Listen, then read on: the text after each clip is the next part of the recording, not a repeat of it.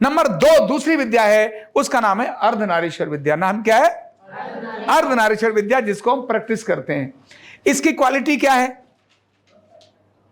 कि इसमें आप भी कर सकते हो और मैं भी कर सकता हूं। योग विद्या में मैं आपके साथ केवल आपको गाइड तो कर सकता हूं, पर मैं आपको छूऊं और आपको योग प्राणायाम ठीक कर दूं, यह नहीं हो सकता। सिद्ध लोग अलग चीज है, ऐसे हाथ करने के बाद चक्र जागृत कर दें, लेकिन काम तो आपको ही करना पड़ेगा। अर्धनारीश्वर विद्या में ऐसा नहीं है। अर्धनारीश्वर विद्या में मैं भी आपको, आप भी खुद कर सकते हो और मैं भी आपको कर सकता हूं। अर्धनारीश्वर विद्या में क्या है तो हम देखते हैं, बायां शरीर स्त्री और दायां शरीर क्या है? पुरुष है। भगवान शिव इस विद्या को इस तरह से देते हैं, उन्होंने कहा हर स्त्री में पुरुष और हर पुरुष में स्त्री है। पुरुष में भी स्त्री के हार्मोन है और स्त्री में भी पुरुष के हार्मोन है। अगर पुरुष में स्त्री के हार्मोन बढ़ जाएं तो उसकी चाल बदल जाती है। और कैसे हैं आप? थोड़े से हार्मोन है तो ये हाय, है ना, है, दाढ़ी मूछें आएंगी नहीं, ऐसे करेंगे, हाय कैसी है तुम, ठीक है। कौन जा रहा है? ये पुरुष जा रहा है। कौन जा रहा है? और जब जाएगा तो फीमेल्स में बैठेगा, हाय कैसी हो, बढ़िया हो, हाँ, समझ आ रहा है? समझ आए? लेकिन अगर स्त्री में पुरुष के हार्मोन्स अगर बढ़ जाएं तो उसका स्टाइल, यहां दाढ़ी आ जाएंगी, मूछ आ जाएंगी, ओए गुंडे, समझ आ रही है? ओए गुंडे, बदमाशी छोड़, थप्पड़ मारूंगा मैं, खमा के फेंक दूंगा। ऐसा देखा नहीं देखा है? और फिर जिम जाकर भी डोले सोले और बड़ा बढ़िया एक, मतलब जिम जाना किसी के भी संभव है, ये नहीं कहूंगा, लेकिन पुरुष के हार्मोन्स बढ़ते ही उनके अंदर पुरुष के कैरेक्टर्स बढ़ जाते हैं, जिसके अंदर दाढ़ी बढ़ जाएगी, मूछें आना शुरू हो जाएंगी, स्टाइल बदल जाएगा, बातचीत का तरीका बदल जाएगा। केवल हार्मोन्स, मतलब स्त्री में भी पुरुष और पुरुष में भी स्त्री, ये तो थोड़ा सा संतुलित होने से लक्षण आते हैं। लेकिन हम में से आप सभी जो भी निर्मित हुए हैं वो स्त्री और पुरुष दोनों के मिलने से निर्मित हुए हैं। इसलिए हमारे जो क्रोमोसोम हैं 23 पेयर्स हैं। कितने हैं? 23 पेयर्स। 23 माता के और 23 पिता के क्रोमोसोम हैं। उसके कारण हम बनते हैं और इसलिए हमारी पूरी संतानें वहां से वहां तक बनती हैं, क्रोमोसोम बनते हैं। ये क्रोमोसोम है वो भी अर्धनारीश्वर हैं। और डीएनए का जो हाइलेक्स है, जो मैंने अपने फोटो के अंदर दिखाया है, आप वहां चित्र में जब देखेंगे तो एक चित्र के अंदर भगवान शिव के ऊपर एक यहां से निकल रहा है ना, वो डीएनए का हाइलेक्स है। वो डीएनए का हाइलेक्स भी डबल है। क्या है वो? डबल है। उसमें एक शिव है और दूसरा शक्ति है, पार्वती है। शिव और शक्ति, पार्वती है। भगवान शिव का इस तरह का रूप ढांचे में भी है। शरीर का ये जो ढांचा है ना, आपने मुझे देखा, हम सब में जो दाएं और बाएं हैं वो दो चीजें हैं, बाएं भी और दाएं भी। अगर बायां कान है तो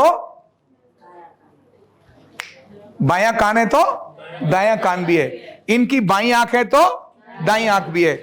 इनका बायां कंधा है तो, माने यहां से पूरा अगर देखें, दो भाग में विभाजित करें तो जो इधर है सेम चीज इधर है, अलग नहीं है। लेकिन मध्य में जितनी चीजें हैं वो सब क्या है? एक है। इनकी नाक मध्य में है, 3 नाक है ना आपके? एक ही है, ओके। मुंह मध्य में है, कितने हैं? आप ढांचे को देखो ना ऊपर से नीचे, आप यहां पर ना भी देखो, मध्य में एक है। जेनेटिक ऑर्गन्स भी मेल और फीमेल के दाएं और बाएं हैं। ओवरी टेस्टिस तो 2 हैं। यूटस पेनिस मध्य में, इसीलिए एक है। रेक्टम भी मध्य में, इसीलिए एक है, 2 नहीं है। और ये केवल बाहर की चीजें नहीं, अंदर भी इसी तरह से है। ब्रेन दोनों इधर इधर हैं, इसीलिए 2 हैं। लेकिन मध्य के अंदर जो यहां मध्य के अंदर थायराइड है, इसीलिए एक है। यहां मध्य में थाइमस है, इसलिए एक है। मध्य में हार्ट है, इसीलिए एक है। लंग्स दाएं और बाएं, इसीलिए 2 हैं। किडनी दाएं और बाएं, इसीलिए 2 हैं। समझ आ रही ना? तो ऐसे ही लीवर पूरा यहां बड़ा है, मध्य में, इसीलिए एक है। पेनक्रियाज मध्य में, इसीलिए एक है। स्टमक मध्य में इसलिए एक है, अगर दाएं और बाएं होते तो दो हैं। ये दाएं और बाएं का संतुलन, तो भगवान शिव का वह स्वरूप कहता है ढांचा भी बाएं और दाएं भाग में विभाजित है, लेफ्ट और राइट। इसको संतुलित होना बहुत जरूरी है, बैलेंस होना बहुत जरूरी है ढांचे को। और अंदर केमिकल्स भी दो हैं, एक नहीं है। केमिकल भी, एसिड है तो अल्कलाइन है, नर्व एक सेंसरी है तो दूसरी मोटर है, एक नहीं है। ब्लड एक ऑक्सीजनेटेड है तो दूसरा डीऑक्सीजनेटेड है। सारे हार्मोन्स, सारे जितने भी अंदर के रसायन हैं वो दो भाग में विभाजित हैं, एक ठंडा और दूसरा गर्म। दुनिया की सबसे अधिक गर्मी अगर कहीं है तो कहां पर है? पेट में। और दुनिया की सबसे अधिक सर्दी अगर कहीं है तो वो कहां पर है? पेट में है। सबसे अधिक भयंकर पॉइजन अगर कहीं है तो शरीर में है, और सबसे अधिक अमृत कहीं है तो वो भी शरीर में है। एक सेल के अंदर वो सब कुछ है। जब आप इम्यूनिटी पढ़ना शुरू करेंगे तो किस प्रकार सेल काम करता है, लेकिन वो सेल में जो उसका मेन सेंटर है जिसका नाम है डीएनए, वो डीएनए भी डाई न्यूक्लिक एसिड है ना, एक बेस है दूसरा एसिड है, एक क्षार है एक अम्ल है, एक दिन है एक रात है, एक स्त्री है एक पुरुष है। इसलिए अर्धनारीश्वर पूरा बायां और दायां ये भगवान शिव दे रहे हैं कि भाई आप भी अर्धनारीश्वर है, मैं भी अर्धनारीश्वर हूं। केवल भगवान शिव का स्त्री और पुरुष की कल्पना केवल वही अर्धनारीश्वर नहीं है, वो पूरा स्वरूप अर्धनारीश्वर का स्वरूप है। और इस अर्धनारीश्वर के डिसबैलेंस से डिसईज होती है, डिसबैलेंस। अब डिसईज समझना आप, ईज डिस, क्या बोला मैंने? Ease dis. अभी आप थोड़ी देर, आप जैसे आप यहां बैठी हो, अभी आप ऐसे ही बैठ रहे ना, अभी ये बैठी हैं, थोड़ी देर बैठते बैठते ही ऐसे इनकी ईज डिस होने लगेगी, ये अपनी पैरों को ऊपर से नीचे कर देंगी। ऊपर से नीचे पैर कब करोगी? जब ईज डिस हो जाएगी। तुमने पैर भी नीचे से ऊपर क्यों रखे? क्योंकि ईज डिस हो रही थी। अब आपको अच्छा लग रहा होगा, इजी लग रहा है ना? पहले जब बैठी थी तो अब इजी लग रहा था, अब आप यहां बैठी हो तो इजी लगेगा। थोड़ी देर में फिर से ईज डिस हो जाएगी और आप पैर क्या कर दोगी? ये ease dis means disease. Disease is nothing, disease कुछ भी नहीं है। Ease dis means disease. समझ आ गई? लोग कहते हैं आपको कौन सी डिजीज है? What is this? क्या है डिजीज? Ease dish. भाई मैं आपके पास आया और आपको पता है कि मेरे से आपको नुकसान होगा, मुझे पता चल गया वहां क्या क्या गड़बड़ हो रहा है, आपके मन में भय आया, अब मैं यहां खड़ा हूं, आपकी ईज डिस होने लगेगी नहीं होने लगेगी? चोर पुलिस को देख करके चोर की ईज डिस होती है कि नहीं होती है? बोलो, वो भी तो डिजीज है। तो ईज डिस क्या है? ईज डिस का मतलब है डिसबैलेंस। बैलेंस डिस होगा तब ईज क्या हो जाएगी? डिस हो जाएगी। लंबे समय तक अर्धनारीश्वर का बैलेंस डिस होगा तब ऑर्डर भी क्या हो जाएंगे? ऑर्डर क्या हो जाएंगे? डिस हो जाएंगे। लिख लो, डिसऑर्डर। ऑर्डर डिस मतलब डिसऑर्डर। तो डिसबैलेंस क्रिएट डिसईज और chronic disbalance create order dis. लंबे समय तक जब बैलेंस डिस रहता है तभी शरीर की जो सिस्टम्स हैं उनके ऑर्डर डिसऑर्डर हो जाते हैं, जिसमें हम बोलते हैं 11 सिस्टम मेन है ना, उन 11 सिस्टम के साथ लगभग 20 डिसऑर्डर होंगे। जैसे कहते हैं ना, क्या डिसऑर्डर हो गया, मतलब 2 से अधिक जब काम गड़बड़ होते हैं उसको ऑर्डर में लेकर आते हैं। ऑर्डर मतलब एक चीज का नहीं होता है, कोई चीज ऑर्डर में होनी चाहिए। आप सब ऑर्डर में बैठे हैं, अब एक अकेला व्यक्ति ऑर्डर में नहीं, 2 से 3 लोग होंगे तो ऑर्डर हो गए, तीनों में गड़बड़ी होगी तो कहते हैं डिसऑर्डर हो गया। तो सिस्टम्स के अंदर डिसऑर्डर होते हैं, इसीलिए कहते हैं ये डाइजेस्टिव डिसऑर्डर है। क्या है ये? इनको हार्मोनल डिसऑर्डर हो गया है। और आजकल एक कॉमन सेंटेंस प्रयोग करते हैं, मेटाबॉलिक डिसऑर्डर।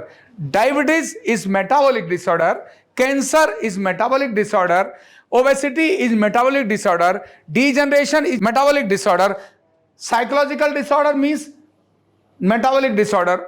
मैक्सिमम बीमारियों का एक सिस्टम निकल के आता है और वो क्या है? Metabolic disorder. क्या समझ आ रही ना? Disorder because of ease dis means disbalance. तो डिसबैलेंस है, इसीलिए डिसऑर्डर है।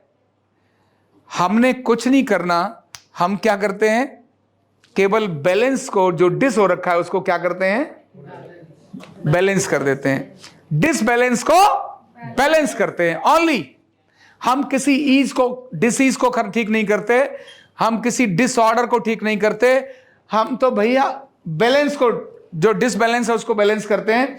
जैसे ही डिसबैलेंस बैलेंस में आता है, ईज भी, जो डिसीज थी वो ईज हो जाती है, डिसऑर्डर था वो ऑर्डर में आ जाता है। इसीलिए व्यक्ति परमानेंट ठीक हो जाता है। क्या हो जाता है, परमानेंट ठीक होता है। तभी अर्धनारीश्वर चिकित्सा से लोग परमानेंट ठीक होते हैं।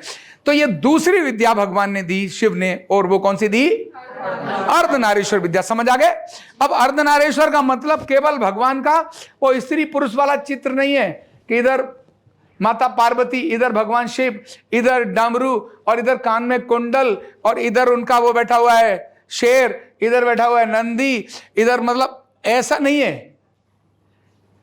वो एक, उन्होंने स्किल का एक चित्र दिया है। जैसे आपने ये देखा है ना, अब एक चित्र है, ये कोई संकेत देता है कि भी इतने सारे चक्र हैं, इनका इस प्रकार से चलना होता है, ये चक्र है। समझना चाहिए भगवान शिव के उस स्त्री और पुरुष के स्वरूप का वैज्ञानिक संदर्भ समझना चाहिए कि शरीर में स्त्री पुरुष कहां है, ये अर्धनारीश्वर शरीर में कहां है, और इसका स्वास्थ्य से क्या लेना देना है। इसका मतलब है डिसबैलेंस को बैलेंस करो, ढांचे और रसायन को बैलेंस करो। आपका अर्धनारीश्वर ठीक है, तब आप खुश हो जाएंगे, स्वस्थ रहेंगे। और इस सबको करने के लिए किसी प्रकार की औषधि और मशीन की आवश्यकता नहीं है। आप खुद भी कर सकते हो, और एक सीख कर दूसरा व्यक्ति भी आपको कर सकता है। तो दूसरी विद्या कौन सी हो गई, अर्धनारीश्वर विद्या।